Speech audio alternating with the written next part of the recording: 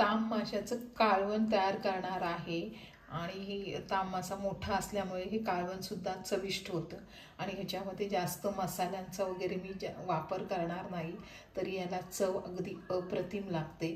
चला तर आता रेसिपीला सुरुवात करूया आणि रेसिपी आवडली तर लाईक कमेंट करायला विसरू नका। नमस्कार, मी पद्मजा, अलिबागची चवमध्ये तुमचं खूप खूप स्वागत। आज मी ताम माशाचे कालवण तयार करणार आहे आणि हे कालवण खूप चविष्ट लागतं आणि ही मी आणलेली आहे ताम, ती खूप मोठी होती म्हणून मी कापून आणलेली आहे, तर तिची चव अगदी अप्रतिम लागेल। जसं आपण जिताडं खातो, जिताड्याची चव अगदी अप्रतिम लागते कालवणाची, तशीच ह्या ताम माशाच्या कालवणाला सुद्धा खूप चव लागते। चला तर आता रेसिपीला सुरुवात करूया। इथे मी ताम मासा आणलेला आहे आणि एकदम हा ताम मासा फ्रेश आहे आणि एकदम मोठा होता, त्याच्यामुळे मी मार्केटमधूनच कापून आणलेला आहे।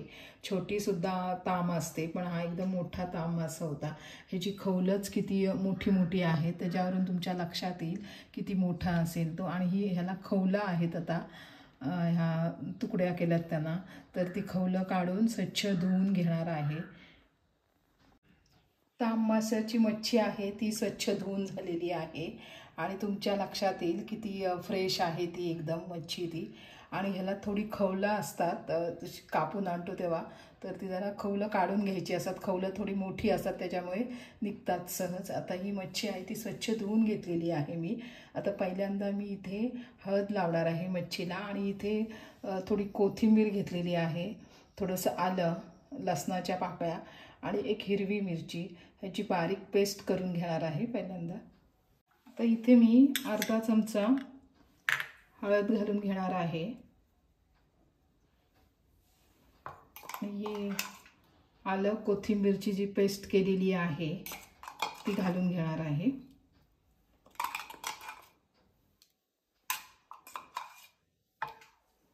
आता मच्छीला कालून घ्यायची। पहिल्यांदा फोडणीला द्यायच्या अगोदर आलं लसणाची पेस्ट ही आणि हळद कालून ठेवून द्यायचं आहे 5 मिनिट, नंतर मग फोडणीला द्यायची आहे मच्छी। ते कालून झालेलं आहे, हळद आणि कोथिंबीर आलं लसणाची जी पेस्ट केलेली आहे ती। आता 10 मिनिटं ठेवून देणार आहे, तोपर्यंत वाटण वगैरे तयार करून घेणार आहे। आता इथे मी वाटण तयार करून घेणार आहे, तर वाटणामध्ये जास्त काही घेतलेलं नाही, फार काही। इथे ओलं खोबरं घेतलेलं आहे आणि खोबरं हे नेहमी ओलंच घ्यायचं आहे, तर अर्धा वाटी ओलं खोबरं घेतलेलं आहे आणि एक टोमॅटो घेतलेला आहे। हेच फक्त मिक्सरला बारीक करणार आहे, मी कांदा वगैरे वापरणार नाही, तरीसुद्धा एक कालवण आहे ते एकदम जाडसर होतं आणि खूप चविष्ट होतं। काही म्हणतात ताई तुम्ही कांदा नाही वापरत, पण कांदा वापरायचा नाही, कांदा न वापरता सुद्धा हे कालवण तुम्ही एकदा तयार करा, खूप चविष्ट होतं। आता हे खोबरं आणि टोमॅटो आहे ते एकदम मिक्सरला बारीक करून घेणार आहे। इथे मी भांड्यामध्ये तेल घेतलेलं आहे आणि जेवढी मच्छी आहे त्या प्रमाणानुसार आणि जेवढं कालवण करायचं आहे त्याच्यानुसार तेलाचं प्रमाण घेतलेलं आहे। आता इथे तेल गरम झाल्यानंतर बारीक केलेलं लसण आहे ते घालून घेणार आहे। लसण मच्छीला सुद्धा लावलेलं आहे, त्याच्यामुळे थोडंसं कमी घेतलेलं आहे, पण लसण इथे अर्धा वाटीने घेतलेलं आहे छोटं। आणि गॅसचा फ्लेम जरा स्लो ठेवून द्यायचा आहे, नाहीतर लसण करते। आणि मच्छीला हळद लावलेली तरीसुद्धा फोडणीमध्ये हळद घालून घ्यायची आहे। ती फोडणीची हळद त्याची चव जरा वेगळी लागते, म्हणून नेहमी कधीही मच्छीला लावली तरीसुद्धा फोडणीमध्ये हळद घालून घ्यायची आहे आणि छान लसण असं कुरकुरीत होईपर्यंत जरा परतून घ्यायचं आहे। लसण छान असा कुरकुरीत झालेला आहे, कुरकुरीत झाल्याशिवाय मच्छी त्याच्यामध्ये घालायची नाही।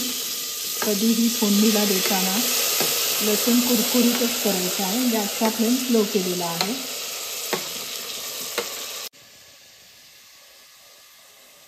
तर लगेचच मी ह्याच्यामध्ये वाटण घालून घेणार आहे, वाटण एकदम बारीक केलेलं आहे। थोडंसं पाणी घालून घ्यायचं आहे, अगदी पहिल्यांदा थोडंसं पाणी घालायचं आहे, चिंचेचं वगैरे पाणी घालणार आहोत, म्हणून एकदम पाणी घातलं तर जास्तच पाणी होईल।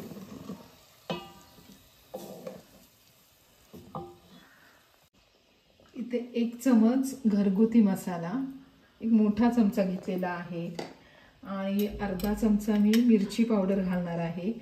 मिरची पावडरने थोडी वेगळी टेस्ट येते आणि कलरसुद्धा जरा डार्क दिसतो कालवणाचं म्हणून। आणि इथे चिंचेचं पाणी अर्धा वाटी, जेवढे मच्छीचं प्रमाण असेल त्यानुसार चिंचेचं पाणी घ्यायचं आहे आणि चवीनुसार मीठ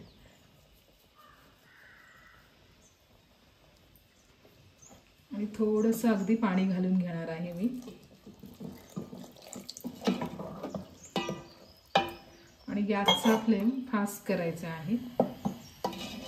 तुम्हाला किती प्रमाणात कालवण पाहिजे तेवढं तुम्ही पाणी घालू शकता, किंवा ज्यांना तिखट जास्त तर जास्त मसाला, किंवा कमी तिखट तर कमी मसाला घालू शकता। पण मच्छीला थोडं मसाल्याचं प्रमाण जरा थोडं तिखट असेल तर ते कालवण जरा झणझणीत खायला पण छान लागतं। आता मी झाकण ठेवून देणार आहे। गॅसचा फ्लेम फास्ट केलेला आहे। 2-3 मिनिटं जरा झाकण ठेवून द्यायचं आहे, नंतर पुन्हा चेक करून बघणार आहे। तर ताम माशाचं कालवण तयार झालंय की चेक करूया आपण। असं खमंग वास येतोय कालवणाला आणि असं जाडसर सुद्धा झालेलं आहे। जास्त मी वाटण घातलेलं नाही तरी सुद्धा जाडसर झालेलं आहे आणि खूप छान असं वास सुटलेला आहे। आणि आता मी वरून थोडीशी कोथिंबीर घालून घेणार आहे।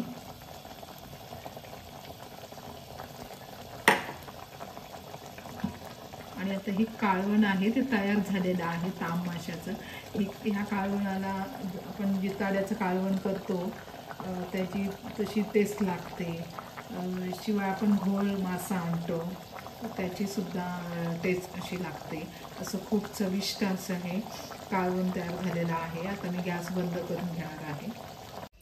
खूप चविष्ट असा ताम माशाचं कालवण तयार झालेलं आहे आणि चवीला खूप छान लागतं, आंबट, आणि मी जास्त जरा मसाला टाकलेला आहे त्याच्यामुळे तिखट अशी खूप अप्रतिम अशी चव लागते ह्या कालवणाला। तर ही आजची रेसिपी तुम्हाला कशी वाटली हे कमेंट करायला विसरू नका।